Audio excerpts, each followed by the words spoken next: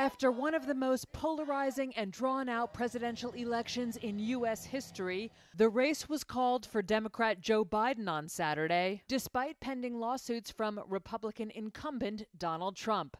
Voters ultimately embraced Biden's promise of a renewed effort to combat the coronavirus pandemic, fix the economy, and bridge America's political divide after 4 tumultuous years of Trump's leadership.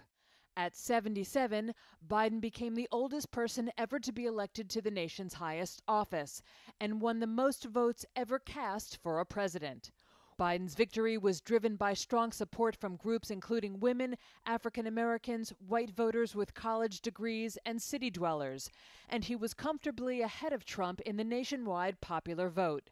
Biden, who spent more than 30 years in the U.S. Senate and served as vice president under Trump's predecessor Barack Obama, will now look for ways to bring people together as he inherits a nation in turmoil. Well, it sounds simple, but the first thing he will do is not be Donald Trump. And in that, I'm not being fanciful. I mean, he's not going to be tweeting every day. He's not going to be trying to attract attention. He's going to be very low key.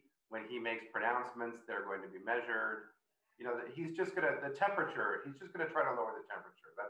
That's going to be his first move. Just not being so omnipresent in people's lives. He brings with him running mate Kamala Harris, who is the first woman, the first Black American, and the first American of Asian descent to become vice president.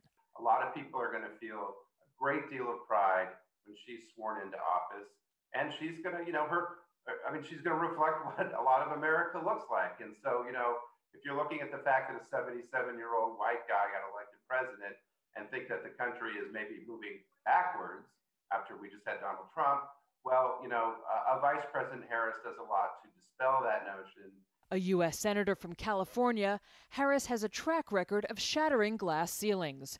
She served as San Francisco's first female district attorney and was California's first woman of color to be elected attorney general. Biden has said his first priority as president will be developing a plan to contain and recover from the pandemic, which has killed more than 230,000 people in the U.S.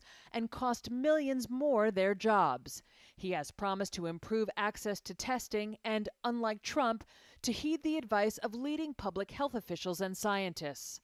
Notwithstanding legal battles ahead, Biden and Harris are due to be sworn into office on January 20th, 2021.